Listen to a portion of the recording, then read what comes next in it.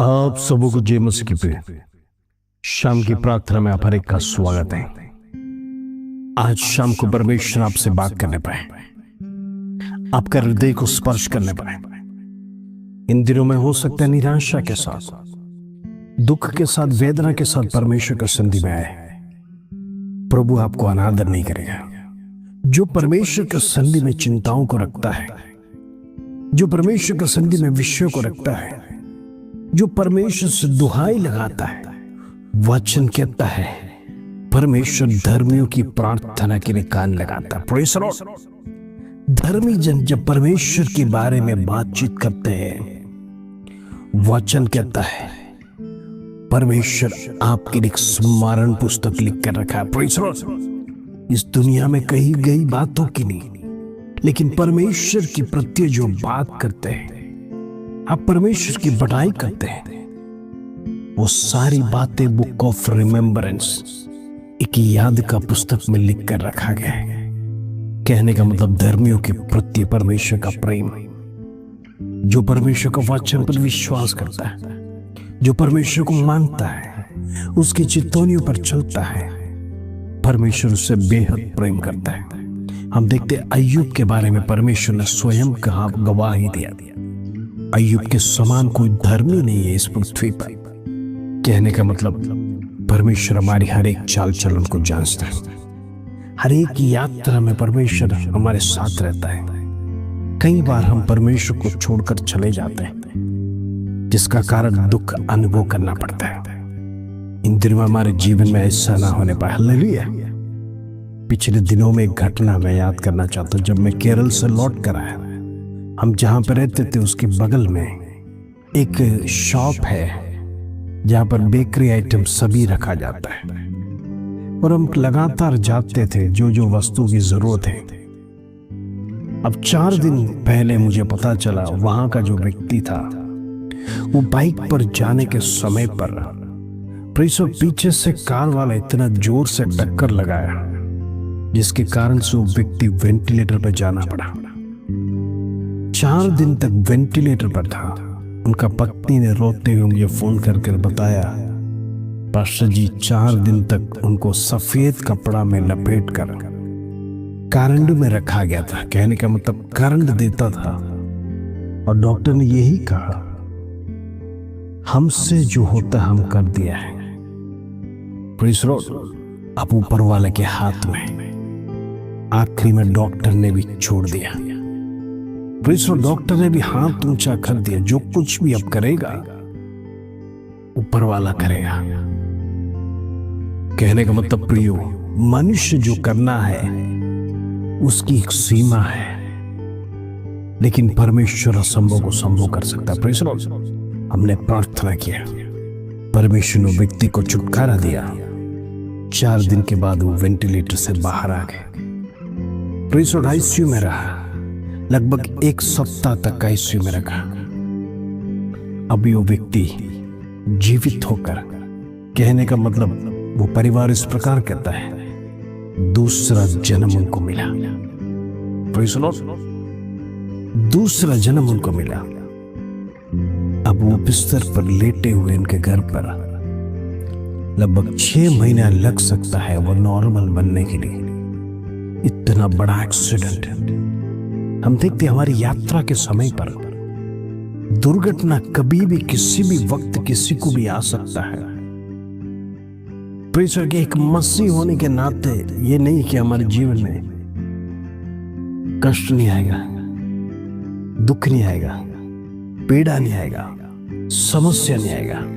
ये भी एक क्रिश्चियन परिवार था। प्रियो, परमेश्वर हमें संभालता है।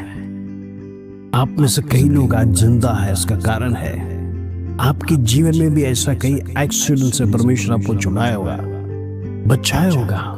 हो सकता है आप में से कईयों का गवाही भी हो सकता है। परमेश्वर इन दिनों में हमारे एक की हिफाजत करता है। अगर वचन सिखाता है, हम हो सकते चलकर जाते होंगे, लेकिन दुर्घटना के लिए कोई वाहन का जरूरत नहीं। वो कभी भी किसी भी वक्त किसी भी समय हो आ सकता है। इसलिए इन दिनों में परमेश्वर के साथ जुड़े रहिए। धर्मियों के बारे में परमेश्वर ध्यान रखता है, दुष्टों के बारे में परमेश्वर ध्यान नहीं रखता है। प्रभु नहीं चाहता वो नरक में जाए, लेकिन दुष्ट अपने दुष्ट काम से मुड़ता नहीं है, वो लौट कर नहीं आता है, जिससे परमेश्वर से पाप से घृणा करता है। प्रभु हर एक व्यक्ति से प्रेम करता है, प्रभु पापियों से भी प्रेम करता है, लेकिन पाप से घृणा करता है। इन दिनों में अपने आप को जांचें, क्या हमारा चाल चलना सही है, हमारा कामकाज सही है, क्या परमेश्वर के साथ का जीवन हम बिता रहे हैं। ऐसा है तो परमेश्वर जरूर आपके जीवन में छुटकारा देगा, वो आपको छुड़ाएगा, वो आपको बचाएगा। विपत्ति के दिन परमेश्वर, वो संकट से परमेश्वर आपको छुड़ाने के लिए तैयार है। इन दिनों में प्रार्थना में बढ़ते रहिए, वचन में बढ़ते रहिए, छुटकारा आपके पास है। हालेलुया। आइए आज का सुंदर वचन जो प्रभु हमारे जीवन में देता है, उसको पढ़कर हम प्रार्थना में जाएंगे। भजन संहिता 121 अध्याय उसका 7 और 8 कलम। Praise the lord. Psalms 121 verse 7 और 8। प्रभु का वचन इस प्रकार कहता है, यहोवा सारी विपत्ति से तेरी रक्षा करेगा, वो तेरे प्राण की रक्षा करेगा। यहोवा तेरे आने जाने में तेरी रक्षा अब से लेकर सदा करता रहेगा। Praise the Lord. 4 प्रॉमिस इस 2 वचन में परमेश्वर आपको देता है। सबसे पहला प्रॉमिस परमेश्वर आपसे कहता है, प्रभु विपत्ति के समय पर आपकी रक्षा करेगा। ये संसार आपको कोई मदद नहीं कर सकता। विपत्ति के समय लोग हाथ बांधे हुए खड़े रहकर तमाशा देख सकते हैं, लेकिन मदद करना किसी को पसंद नहीं, क्योंकि उनका धन खर्च हो जाएगा, उनका समय बर्बाद हो जाएगा और उनको किसी बात में इंटरेस्ट नहीं। लेकिन आपके प्रति चिंता करने वाला एक पिता स्वर्ग में है, वो आपको विपत्ति से रक्षा करेगा।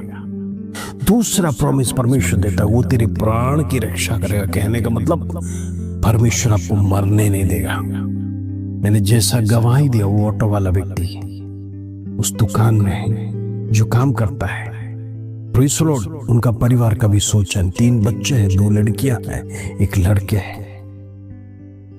वो माता की आंखों में से आंसू आ रहा था, बच्चेगा कि नहीं, और उसने काफी बातें सोच लिया, अगर नहीं बचेगा तो मैं क्या करूंगा, बच्चों को कैसे पालेगा। बड़ी दूर लंबी चिंताओं के साथ वो टूट चुकी थी।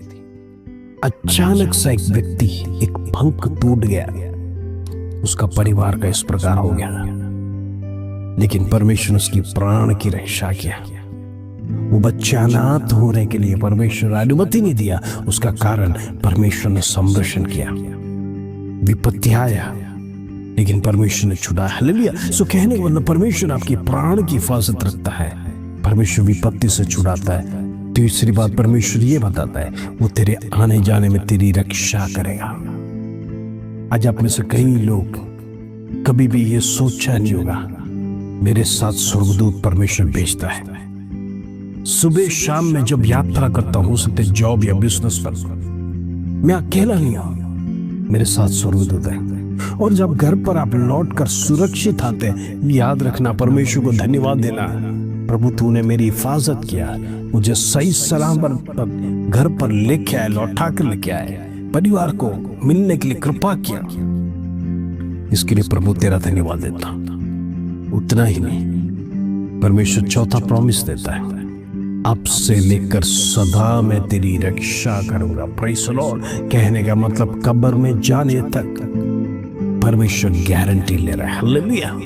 इस संसार में कोई भी व्यक्ति आपका गारंटी नहीं ले सकता है, लेकिन परमेश्वर कहता है अब से लेकर सदा मैं तेरी रक्षा करता रहूंगा। कहने का मतलब परमेश्वर ने जिम्मेदारी उठाया आपके लिए, आपके बच्चों के लिए, आपका परिवार के लिए, आपका पत्नी के लिए, आपका पति के लिए, आपका माता पिता के लिए।